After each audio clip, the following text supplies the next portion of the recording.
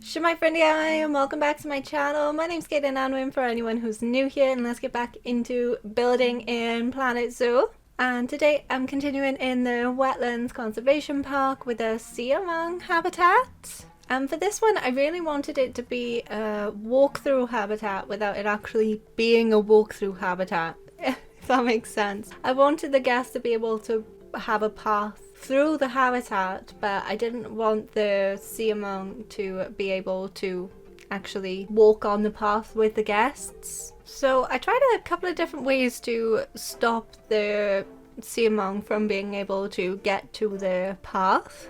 And I don't know why I faffed around with the barriers at all, to be honest, because I knew a perfect way of stopping the monkeys from being able to get on the paths, and that is just using path barriers. And the new path railing is really pretty. It's got like a twisted wooden railing sort of thing. I really like it, and I wanted this habitat to feel really interactive. I wanted to entice the guests, even the little ones, with the new interactive education activities, the height measurements, the paw print thing, and the other one's a noise one. Is it a noise one? I don't know. Got a gorilla and a giraffe, and then two little interactive ones anyway. And in between the interactive stations, I thought for like the more grown-up guests I would put some conservation boards in. I thought I would then link the conservation boards in with the animals. But the Siamang is an endangered species, and they are endangered partly due to deforestation and agricultural land conversion is the main threat to their survival, as their habitat is destroyed to often create palm oil plantations. But they're also under pressure from the illegal pet trade. So for each one of the conservation boards that I've put down, I've put one about the pet trade, one about deforestation, and then I've put another one, I've forgotten what the last one's actually called, but it was meant to show that like what we're supposed to be doing to help that. Because my inspiration, my idea for this habitat would be more of a futuristic theme, where the habitat shows what we can do to help these animals and help the environment. And that was inspired by something that I actually saw when I was a lot younger. When I was in primary school, we visited a museum called St. Fagans, a national history museum, but it's like open air. You walk around this park sort of and see different houses from different parts of Wales and different times in Wales as well. So it'll go really far back to like mud houses, then to a street that goes through the 1900s. But there was this one house feature in St. Fagans called the Future House, which comically looks nothing like houses now. But this was built in 1999 or 2000, and I went to see it in like 2005, 2006 maybe. And this house showed what the future houses should be built like, to take in for eco themes and recycling themes. There was like one plexiglass display showing all of the different materials that are not compostable, just doesn't disintegrate in the environment, whatever the wording is. There's just this huge plexiglass thing with like plastics and different wastes to show how we need to be recycling these products and reusing them rather than just putting them in landfills. So that's what I was kind of thinking with this, that it would kind of have a futuristic theme where it would show what we need to do to improve the lives of these animals and the lives of everyone on the planet, but not completely set in stone, just like the Future House, which is no longer called the Future House in St. Fagans. I think it's an education centre now, which is kind of cool. I wanted the guests to be able to see the Siamang swinging and climbing over the habitat. So I tried to build this metal climbing frame twisting over the twisty path. So there was lots of opportunities for the Siamang to swing and climb over the path, so the guests can see them like right over their heads as well as around the path. But this metal climbing frame, I hate building climbing things in Planet Zoo. I thought this would be the most frustrating part. No. We'll get to that. But this metal climbing frame is just, it doesn't tell you why it's obstructed or like how it's obstructed, what's obstructing it. The wood ones are so much easier to use, and I didn't think I'd ever say that because the wood pieces frustrated me to no end anyway, but I just had this idea for this habitat and they would be like so interactive, really focused on the guests, that I thought it'd be fun to do until I started trying to do it. I didn't want to leave the metal climbing frame that like lime green colour, not my vibe whatsoever. So I thought because it's so close to the conservation entrance building that I would do the different shades of blue like on the multicoloured wall, and I wanted it to kind of feel kind of ombre. So I started with the lightest colour and went around to the darkest colour, and then I went from dark to light on the other end. You can sort of see it. But I wanted it to feel kind of ombre, and each end is light and the middle gets dark. So it goes light to dark and then dark to light as it twists around, just to give it a little bit more interesting decoration to it. And for the hard shelter, I was actually looking at different designs for playgrounds, and I found this one and I thought it looked really fun, and it was just a really interesting shape. And I say it's just a shape because I didn't have a fucking clue what it was. So I definitely should have paid attention more in maths when it came to shapes, because I had no clue. So I knew it was a pentagon. Pentagons are supposed to be one of the most difficult shapes to even draw, never mind to create in a game like this. And the easiest way I found is to use something as a template. So any of these more complicated shapes. And apparently we have pentagon shaped windows in Planet Zoo. I had no idea we did. So if you want to do any difficult shapes, you can always use that more complicated shape as a template. I needed it to be climbable. If you don't want to use any of the climbable pieces from the Habitat tab, you can actually go into the construction tab, and in one of the filters you can select the properties, and one of the properties is climbable. So you can find all different pieces that are in the construction tab that your animals can actually climb on. That can create more interesting climbing frames than just using the wood or metal pieces from the Habitat tab. So I use these painted planks from the Planet Zoo theme because these are flexi colour as well, so it can be any colour you want, which is a lot more fun than just the wooden pieces from the Habitat tab. This shape that had these pentagon faces is a dodecahedron, but this I didn't have a template for. So I was looking at templates of dodecahedron kind of origami, like paper folding. You could make a dodecahedron out of a template.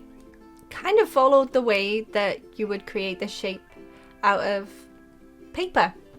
So I laid it all out like how you would cut out your piece of paper out of the template, and then sort of in my head I imagined, well, you would just push it up into itself and glue each tab together to create the half of the shape. I knew it would be easier to create this shape with the windows first and then go in with my wooden pentagon shape.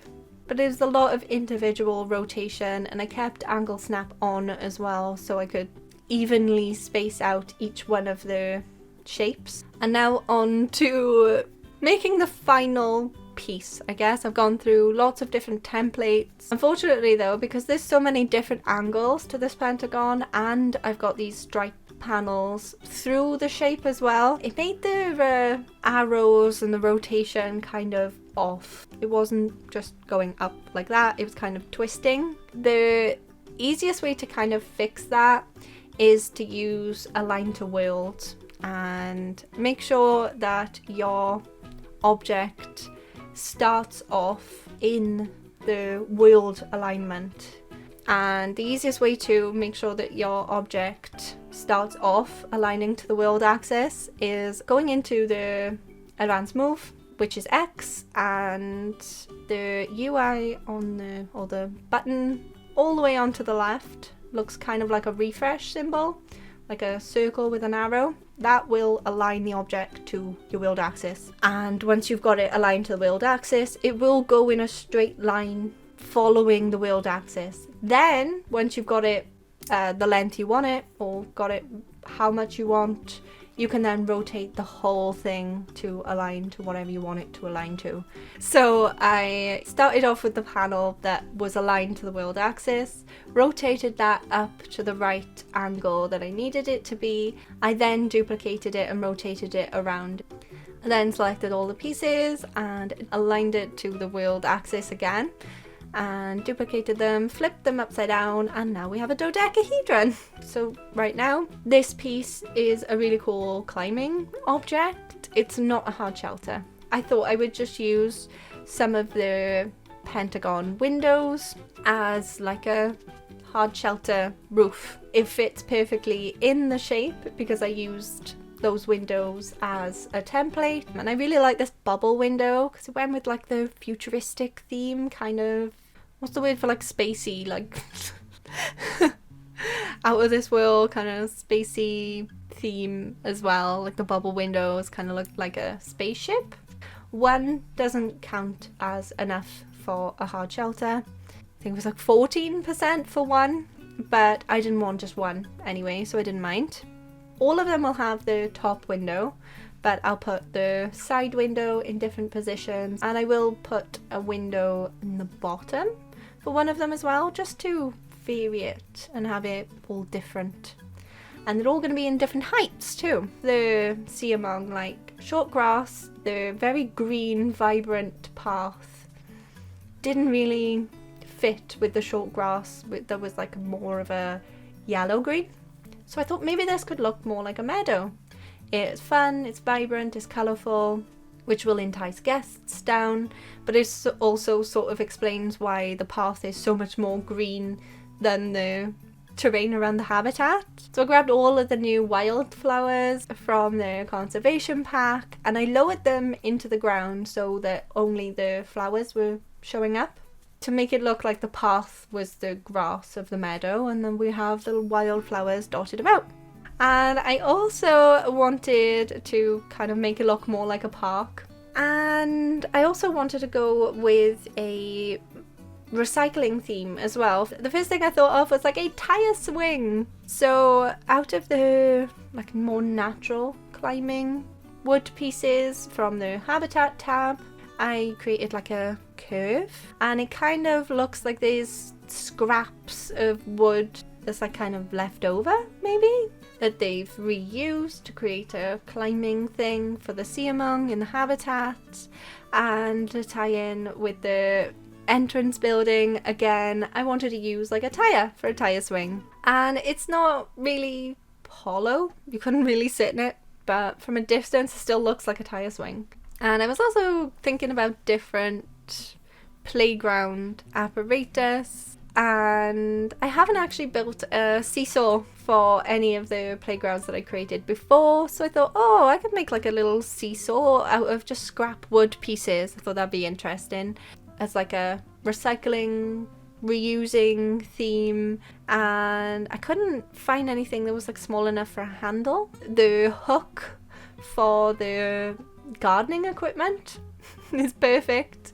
Once you line up 3 and then flip them over, it looks like a little loop, like a metal loop. And then I put the wheelbarrow wheels, the individual wheels, underneath the seesaw. So usually you've got something to kind of dampen the impact of hitting into the ground. And you're on a seesaw, there's something kind of bouncy, like a tyre, underneath to help. I did want to add some education boards and speakers around the walkthrough pathway area, as well as the conservation boards and the interactive pieces.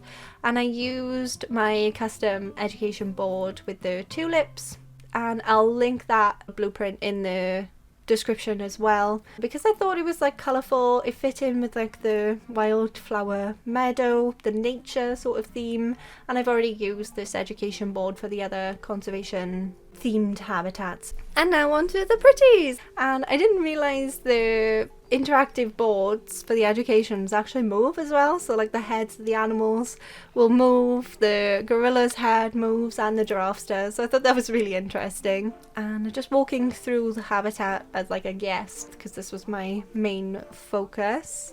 And you can actually see the Siamangs climbing over the dodecahedrons and the bars and everything. I was just really happy with that whole theme for the habitat. Kind of put my education HND to use, I guess. Educate in some way, like my shorts tutorials that I post on Saturdays. I've got a whole series. It's called Ditch the Prefabs, because for some reason I have a vendetta against prefabs and I don't want to use blueprints from Planet Zoo officially. I would rather make my own more interesting ones. So if you would like to make things a little bit more interesting in your habitats, you can check out those shorts tutorials. They're all under a minute because they're shorts. Also, let me know what animal I should build a habitat for next and what sorts of themes. We've gone with lots of recycling, we went to the future a little bit, but what sorts of themes tying in with conservation and wetlands would you like to see me tie in with habitats? And if you enjoyed this video, smash that like button, and if you haven't already and you would like to, it would mean a lot to me if you could subscribe and hit the bell to be notified whenever I upload a new video. I upload speed builds on Wednesdays and shorts tutorials on Saturdays. Thank you so much for watching. I hope you have a wonderful day, and I'll see you next time. Goodbye!